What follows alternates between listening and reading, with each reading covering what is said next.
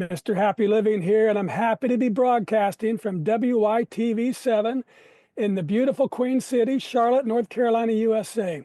Hey, friends, please come join me for a moment and imagine how incredible you'd feel living the unique and distinct life that you were put on this planet to live, doing work you love, with people you love, in places you love, and all the while creating something of real value to others. Well, that's what I call a life of significance. And I can tell you it makes a very happy life. And so can my friend Joshua Becker. And he's here to share his unique and distinct journey to his life of significance. But before we bring him on, I'd like to share a poem that we created to thank him for being our guest star today. It's called Becoming Minimalist. And it goes like this. Surrounded by things that weighed him down, Joshua chose to turn his life around. He cleared the noise, adjusted the view, paused long enough for meaning to shine through. With the clutter gone, he reclaimed his days, found the space for presence in humble ways, transformed by joy and time and grace. Purpose could flourish in open space. So listen in close, because his story reveals how letting stuff go helps your soul to heal. You'll learn a better way of life exists when you're inspired by becoming minimalist. Hey, Joshua, welcome to the show. Very nice. Very nice. Thank you for that. That was fun. My pleasure. So why don't you just get us started by telling us what you're doing these days to make your mark of significance on the world? Well, for the past 17 years, I have been inspiring people to own less and live more, to own fewer possessions so that they can focus more of their life on the things that actually matter and bring real joy and meaning and fulfillment into life. That's the short story anyway.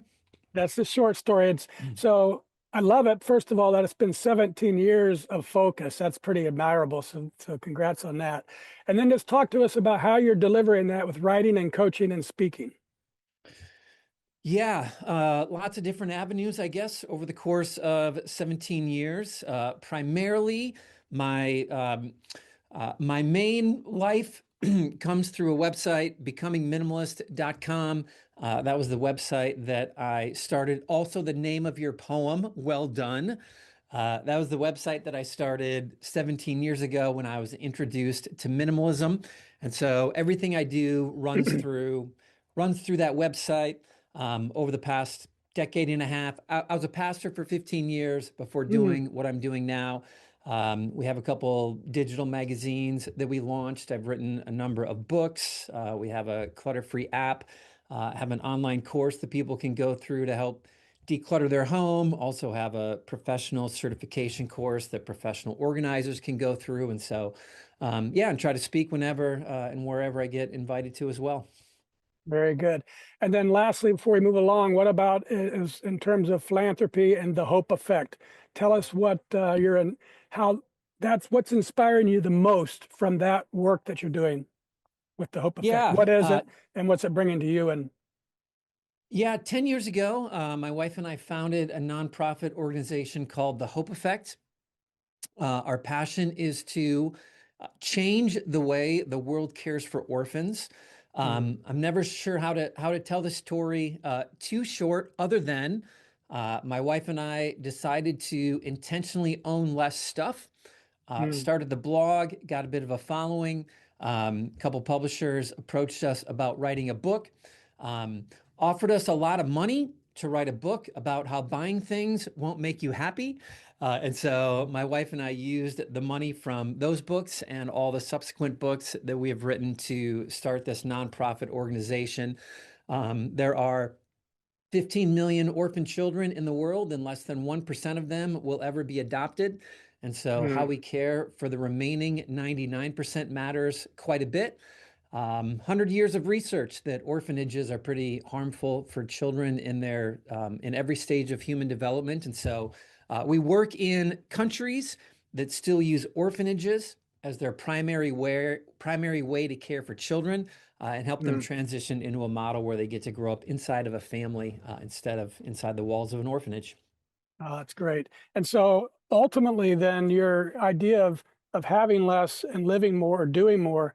By minimalizing your life, you created the capacity and the funds to pursue philanthropy. Is that stating it correctly? That is a great way to say it. It was one of the many blessings that came into my life, came into our life when we began owning less. I'm pretty convinced that if you ask a room full of people if they want to be generous, that I don't know, 99% of the hands go up. Like Yeah, everyone wants to live a generous life. We just can't seem to find the margin to do so.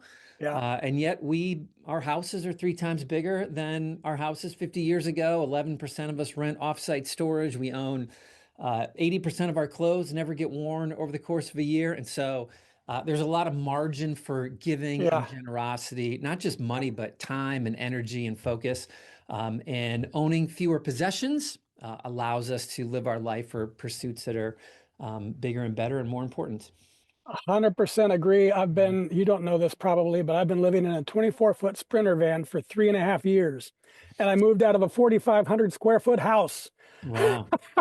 So everything I need by definition is right here. Yeah. And it's really liberating. I was going to say, how freeing does it feel? It feels Oh, shockingly freeing. it's People great. miss out on Yeah. that so much. Sometimes we still own the house. It's a lake house in North Carolina. And just a few weeks ago, I was there for 5 nights, but I ended up staying in my van because it's more comfortable. I Mm. got out and I cooked in the kitchen and I hosted in the house and all that, but I went right back to my little safe space in the van where everything is here that I love. And so it is true. You create margin. I like that word. Yeah. And the margin is money, it's time, it's thought, Yeah. awareness. It's great. I love what you're doing. Yeah. Thank you. Very good. Okay, Joshua. So let's do a little mathematics so our friends all around the world can get to know you through our happy formula. It's really simple, but it's super powerful, and it goes like this: power plus purpose equals happy.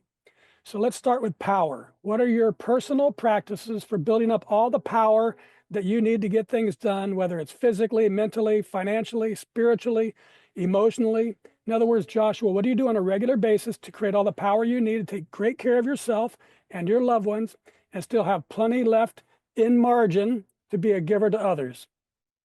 Yeah, good question. Lots of healthy habits that improve our lives.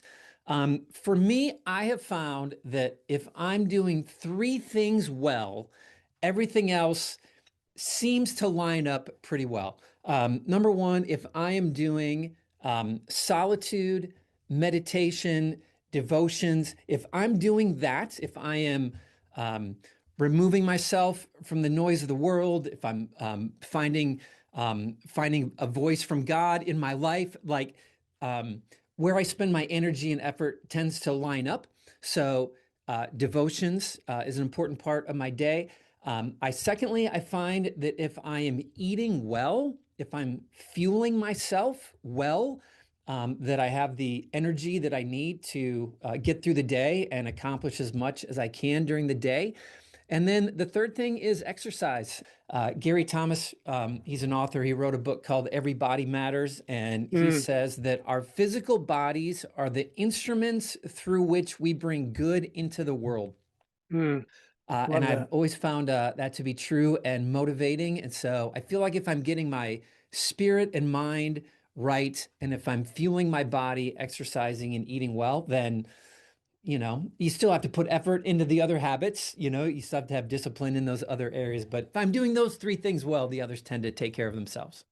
Let me ask you about this idea of generating power. And you talked about your three: spiritual, nutritional, and exercise.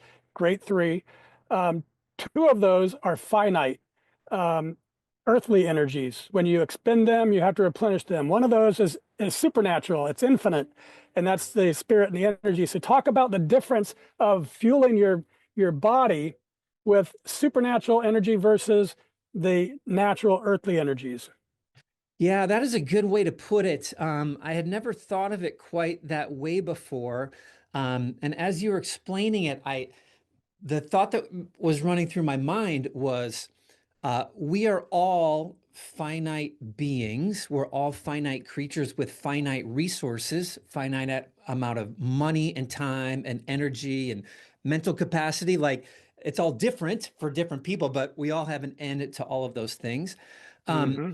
what I think I find is that the spirituality piece, the meditation and the devotion helps me direct my finite life towards things that actually matter.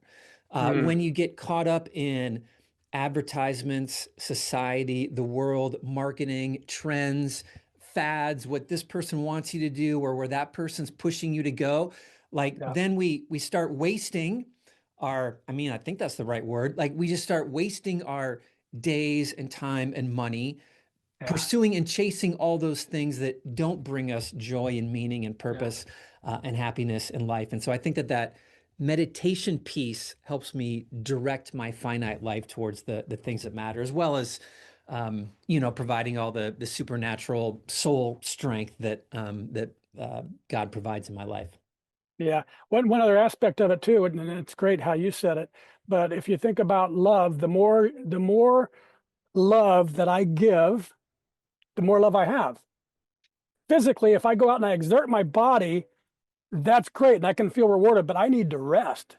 But when Hmm. you love, you have more. That's the supernatural part of it. When you are living the life that you are meant to live in your purpose, you just have this joyful energy that seems to never, you can't wait to get up and do it again. I'm sure you feel that way with your charity and with the work you're doing with those kids. You must just, you're exhausted, but you're excited as can be. You're filled, Yeah. right? Yeah, yeah, that's a good way to put it. It's a good way to put it. It's an amazing feeling to go to bed at night knowing that you spent your day on something important. Yeah, yeah. Okay, let's discuss my favorite power generating concept. We'll stay on power for a while. It's called a Kaizen state of mind. And it's this beautiful Japanese idea that small incremental improvements add up over time to yield great big results. And it's so powerful, Joshua, because it's all about mindset, not circumstance. Kaizening life is knowing I can always do something better tomorrow than today. And it creates this gentle, relentless, never ending power that keeps lifting me higher day after day after day. So, Joshua, how does Kaizening your life help you increase your power to continuously become more so you can continue to give more and impact more and more lives?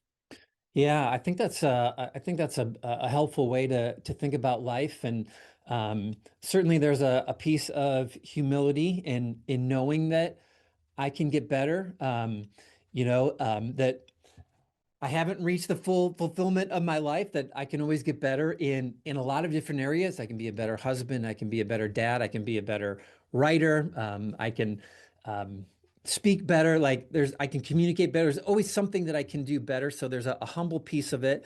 Yeah. I think what I've found in my life, I I think what I've found in my life, Matt, is that the bigger the dreams that you have for your life, the more passionate you become about improving, if that Hmm. makes sense. Like just in my, it's just in like in my minimalism world, like if my greatest goal in life is to just earn as much money as I possibly can and buy the biggest house and the biggest screen television, like that's a little bit motivating for a while, but there's something far more motivating about, hey, I want to help people, I want to change people's lives, I want to help get kids out of orphanages and into families. Hmm. Like the greater the goal, the greater the motivation we find to seek out those incremental improvements in our life and start looking in the right places to find them. Yeah, yeah. I like how you said, you can get really good, but then there's always something more. And you reminded me of a quote.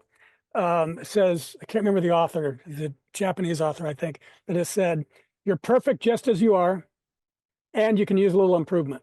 Yeah, yeah, it's good. Indeed. Okay, let's explore purpose. It's the second part of our happy formula, and I've observed that major life transformations, that great big discovery of purpose often comes from devastation, addiction, abuse, disease, death, disaster. Some awful thing strips a life to its core, resulting in a big and often unexpected change. However, in my book, Turning Inspiration into Action, I share the transformational process that I've used to discover the purpose of my life using inspiration.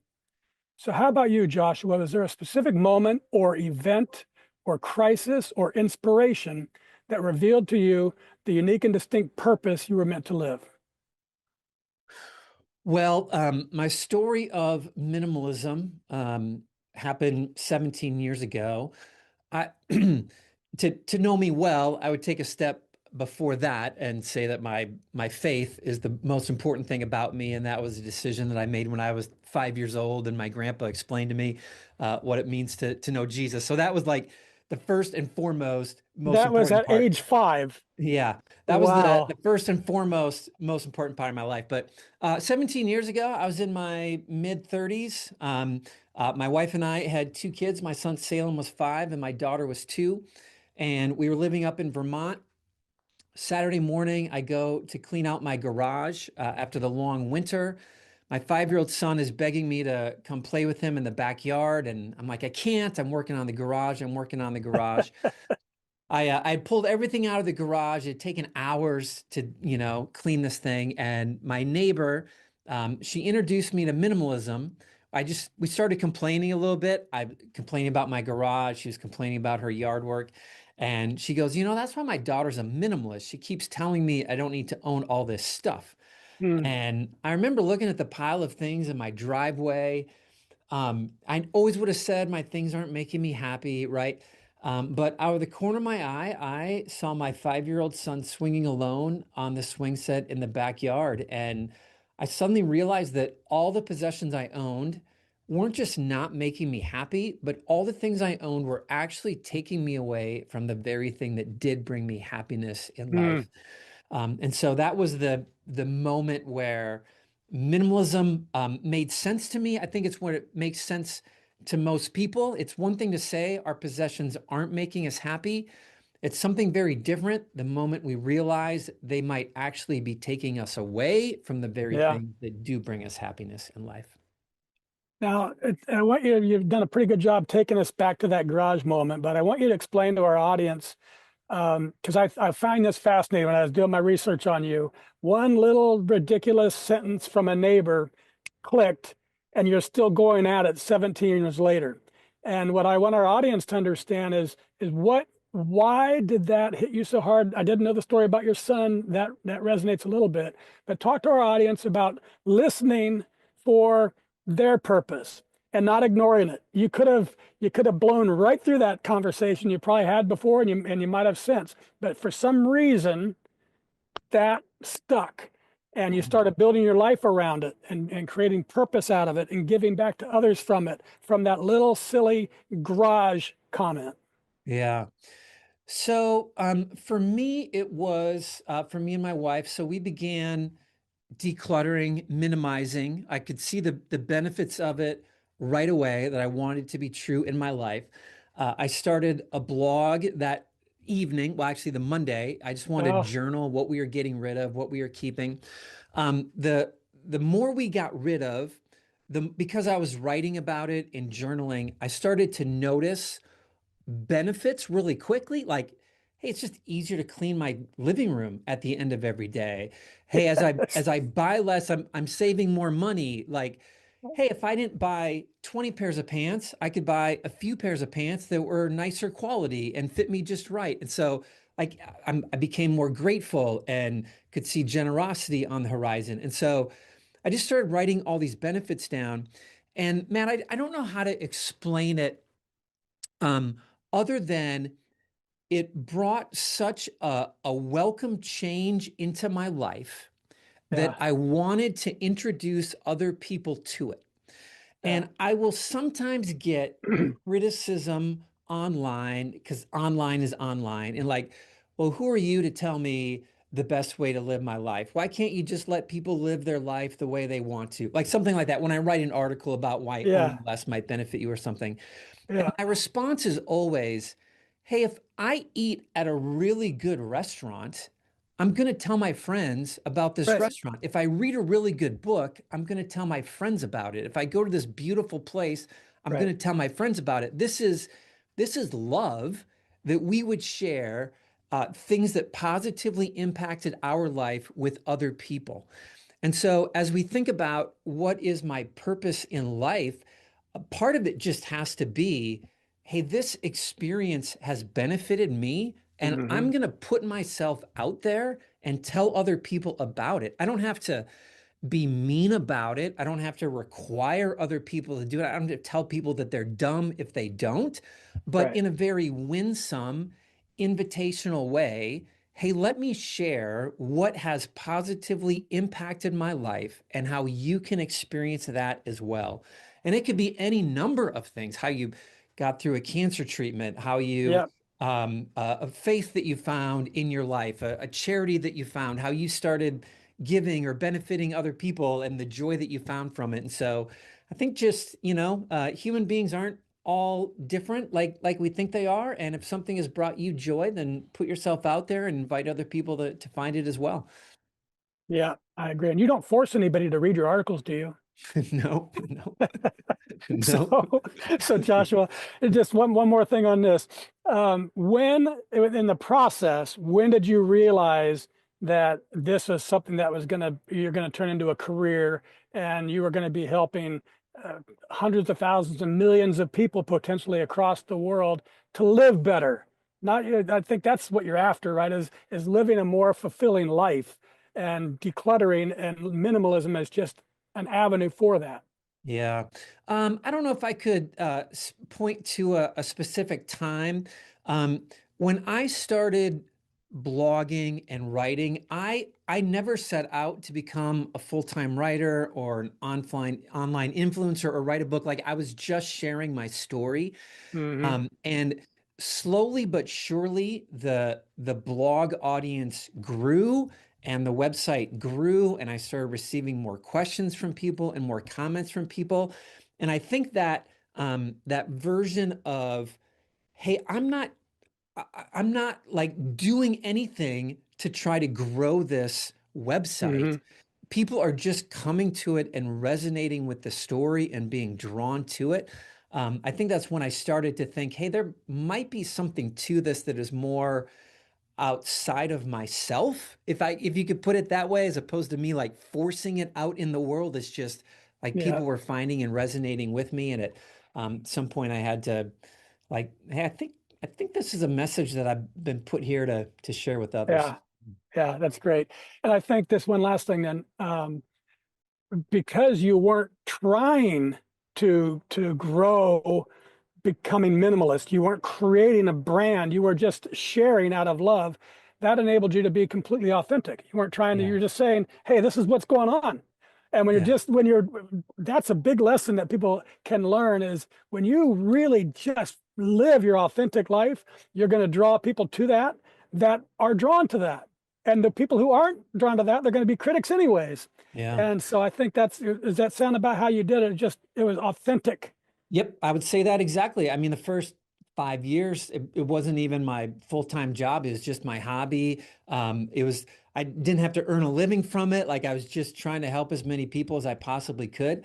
And so, yes, true and authentic. And I think that's one of the things that minimalism does. As we become content to own Yeah. less, it means that our work doesn't have to be for how much money can I get, but legitimately my work can be love and it can be Yeah. service. And if I charge and I'm able to help more people, then that makes sense. But I just want to do the most good for the most number of people that I can in my life, and trying to accomplish that each day. Yeah, that's great. Thank you for that, Joshua. Now let's take a quick commercial break so our sponsor can spread a little love with our audience.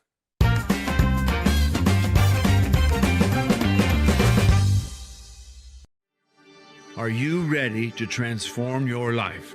At happyliving.com, we've discovered 4 keys to help you live with purpose, joy, and significance. Unlock your truth with the Happy Quiz.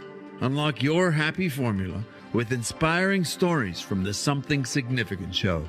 Unlock your roadmap to happiness with our free ebook, Making Your Mark of Significance. And unlock your inspired life with our life-changing e-course, The Philosophy of You and Your Inspired Life. This is your time to shine. Go to happyliving.com now and click Unlock the Power of You. Unlock your power. Live your best life. happyliving.com.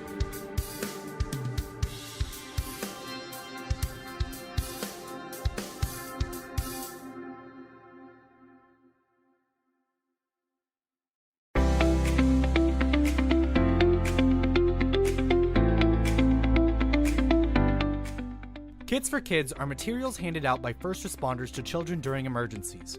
The goal of distributing these kits is to mitigate the emotional trauma children experience during distressing events. These kits also help foster positive interactions between first responders and children, building trust and reducing anxiety. These kits feature toys and activities for children to engage with, providing distractions and stimulation. Models of first responder vehicles help children familiarize themselves with emergency personnel. Additionally, the kits include noise-canceling headphones and raincoats to help comfort children during distressing events. You can directly support Kits for Kids in several ways, including donating directly or sponsoring fundraising, volunteering your company for team building, or referring a law enforcement or first responder department to receive kits. Thank you for your support. Please visit www.wytv7.org for more information. And we're back, and this is the Something Significant Show, and I'm your host, Matt Gersper. And my special guest star today is Joshua Becker, a best-selling author, teacher, and the founder of Becoming Minimalist, whose work has inspired millions to pursue more life by owning less stuff.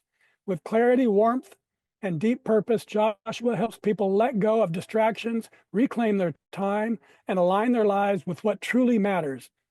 His honesty, simplicity, and integrity shine through everything he does, making him a trusted guide for a world longing for significance over excess. Oh, Joshua, I just love the more life, less stuff way of living.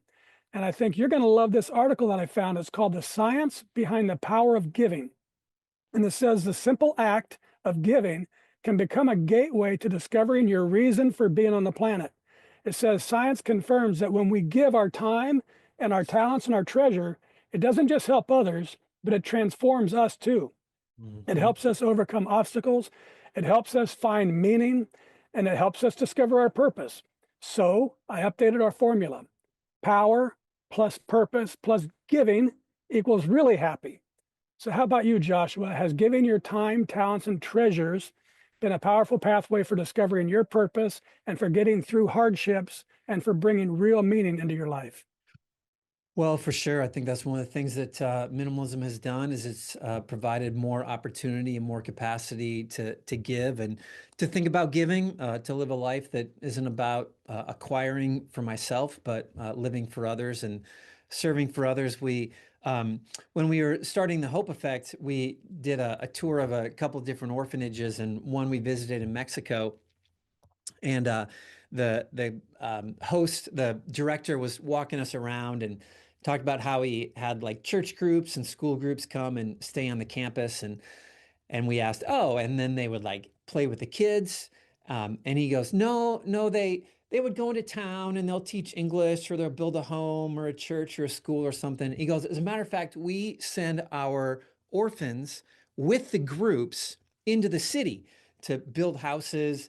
And then he said this, he said, because the only way to overcome the victim mindset in your life is to begin serving other people.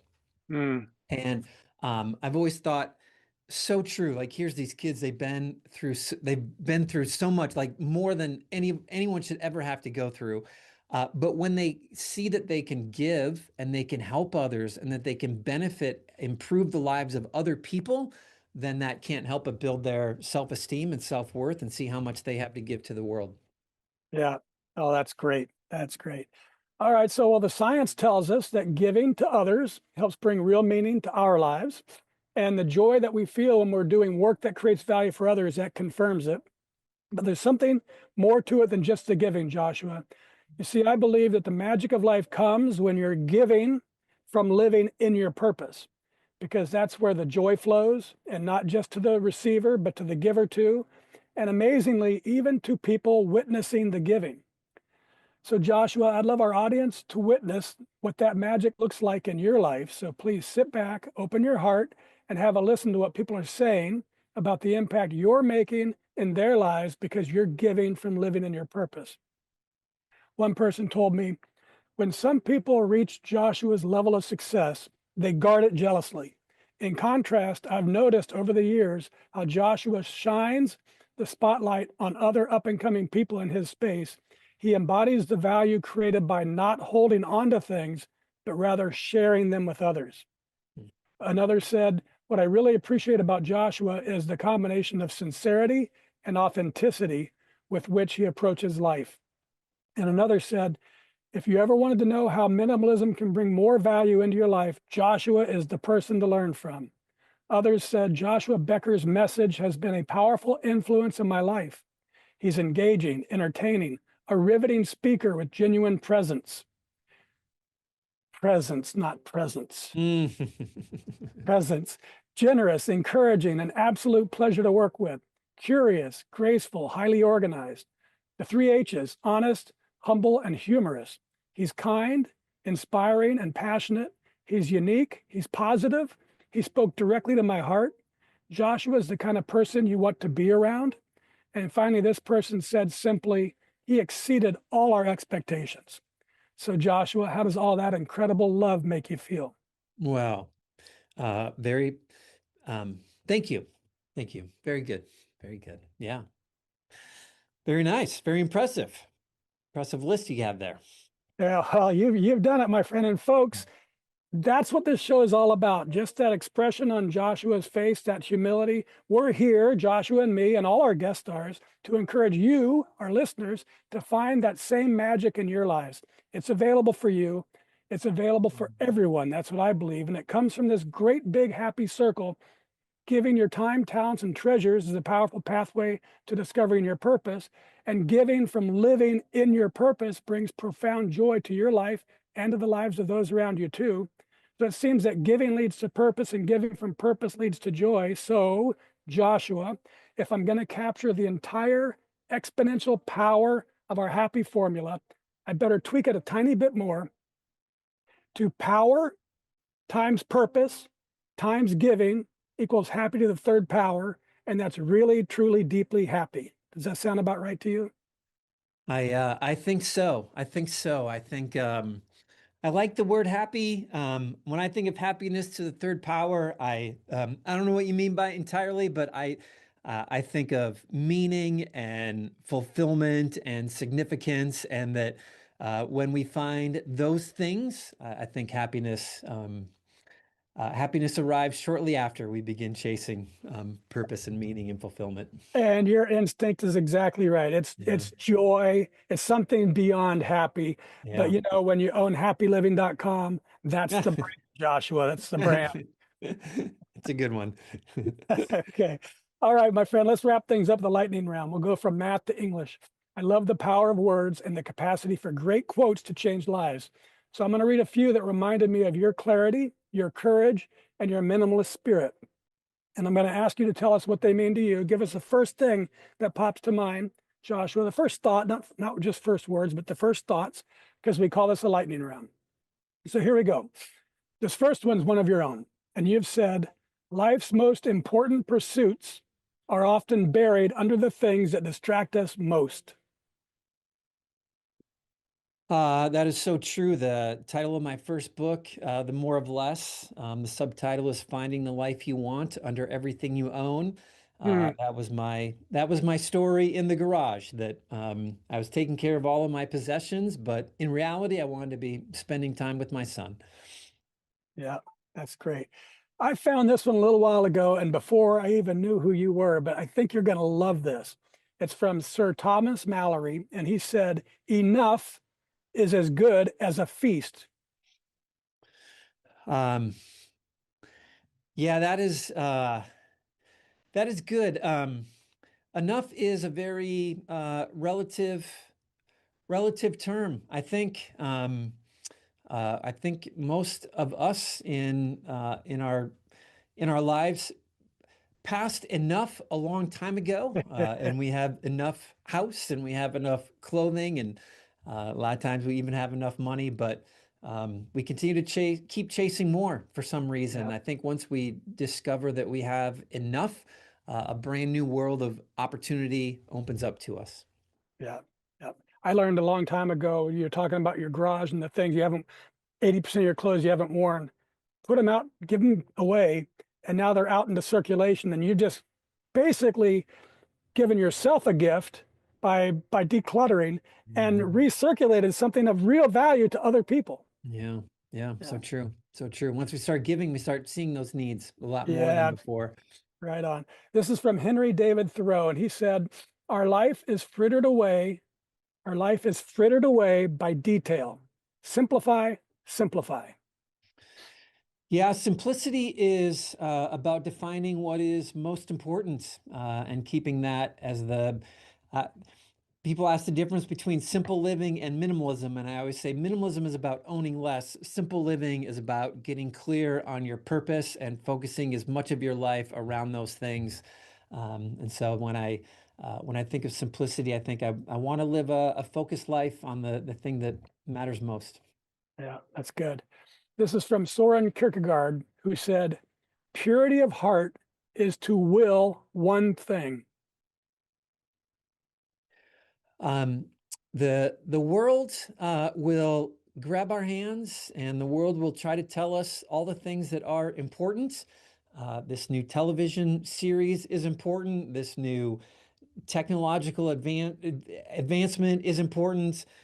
But in reality, our hearts speak to us in a far truer voice. And so at some point, we need to step away from the noise of the world so we can let our heart and let God speak to us about what is most important.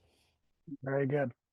From Michelangelo, one of my all-time favorites, this quote, "The sculpture is already complete within the marble block before I start my work. It's already there. I just have to chisel away the unnecessary rock."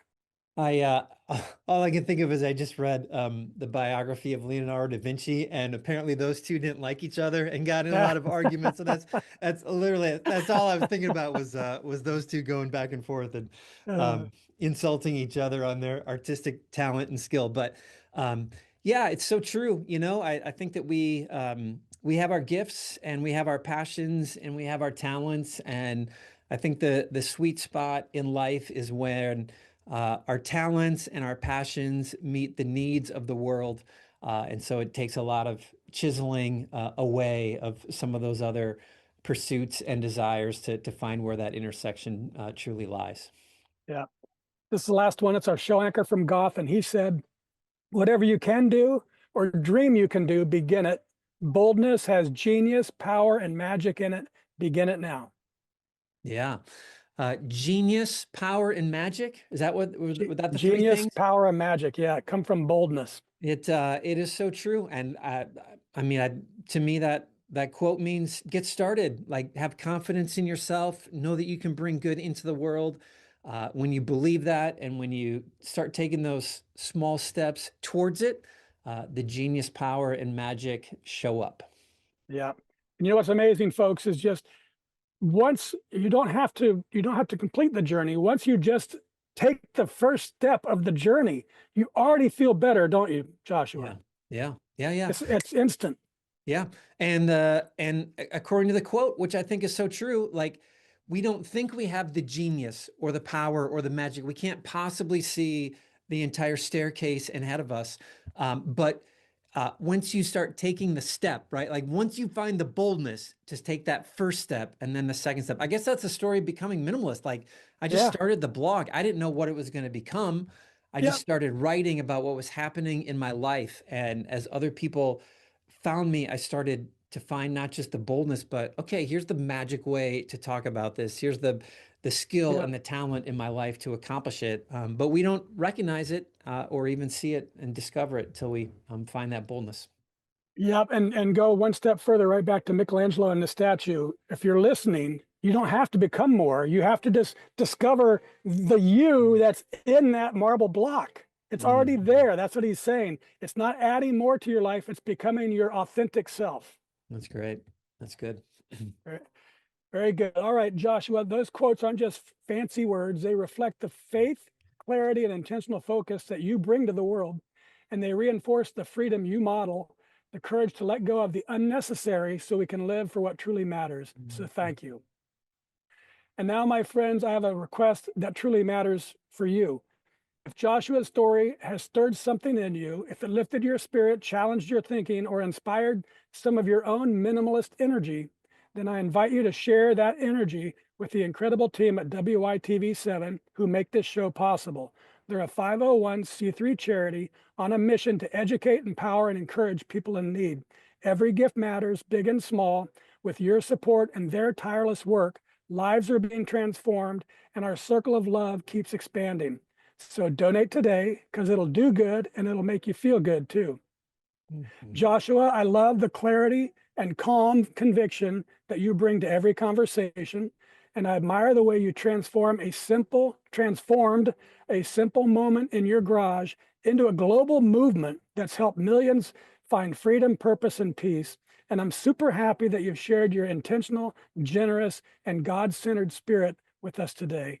Will you please take a moment or two and share any parting remarks you'd like to leave with our audience?